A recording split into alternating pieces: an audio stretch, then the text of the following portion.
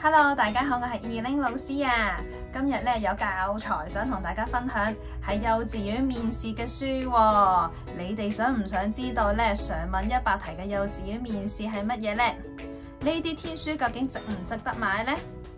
咁其實我作為幼稚園老師，我又會推介啲乜嘢書俾小朋友去進行預備幼稚園面試嘅訓練呢？咁樣咧，如果想知嘅話，就請你哋要 like、subscribe 同埋 share 我啲嘅影片啦。因為我呢個嘅頻道咧會提供大量嘅幼稚園面試嘅資訊，仲有一啲咧我嘅教育嘅經驗分享喎，都係相當之有趣同埋好重要嘅資訊嚟嘅。今日咧要講嘅咧就係呢一本啦。咁喺 bookshop 嗰度咧，好多家長都相信有見過。如果咧你哋嘅小朋友將要預備去面試嘅咧，我諗大家都會入手好多呢啲咁樣嘅書。咁當中咧係有啲小朋友用嘅，有啲係大人用嘅。咁而呢一本咧其實係卡通嘅即係卡通啲圖畫啦，大人小朋友一齊睇。佢咧就話係入學面試常問嘅100題。咁啱2至3歲嘅小朋友用嘅，我覺得咧其實都幾好啊！呢本書一方面咧，我自己小朋友需要進行幼稚園面試啦，我都會同佢睇啦。另一方面咧，係對於家長嚟講都有好多啟發性，好多點子去點樣去訓練小朋友喎。當然我唔係賣廣告，我只不過純粹一個係 user 嚟嘅，我係作為一個家長同作為一個老師分享一啲有趣嘅材料。咁所以咧我個頻道唔存在賣廣告嘅成分嘅。如果有賣廣告嘅咧，我會同大家講嘅。咁呢一本書我覺得好好嘅咧，就係幼稚園面試100題。咁舉例啦，我唔會成本show 晒出嚟嘅，始終都係版權問題。譬如好似呢度啦，佢話桃花開啦，咁究竟咧呢個係咩季節嚟㗎？咁呢一題咧太難啦，因為要講緊季節係春天、夏天、秋天同冬天。咁呢啲咧其實咧大少少嘅小朋友咧，佢哋先至有能力去解答得到嘅，先至能夠正確答題。否則嘅咧，我哋會俾佢揀咯。呢個係咪春天啊？小朋友要點頭。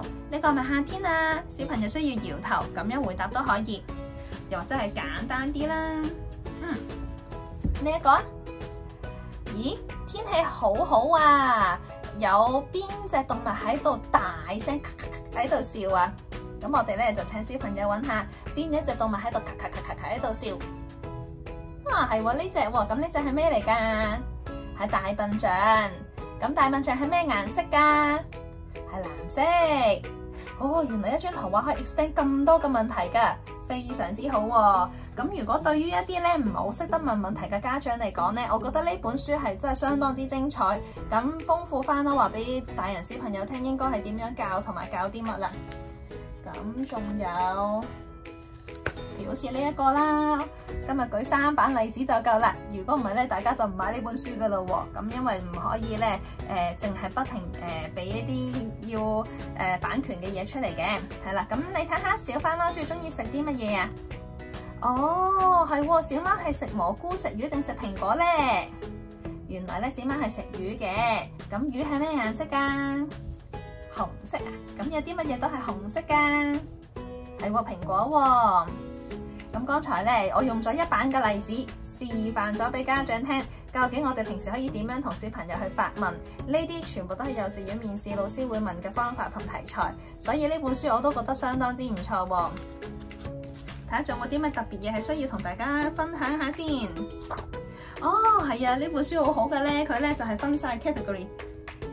呢個係練語言嘅，呢個咧係練觀察力嘅。仲有呢個係訓練邏輯嘅，咁所以咧大家就按需要咧去訓練翻小朋友，你哋個提升個各個能力啦。我冇買晒好多本啊，好似喺咧 bookshelf 嗰度見到，其實有好多又係100題嘅書嘅。咁我覺得如果你哋無從入手，唔知點訓練小朋友嘅話，呢本都係好圖書，你哋可以咧再去 bookshelf 度再睇下多啲唔同嘅教材啦。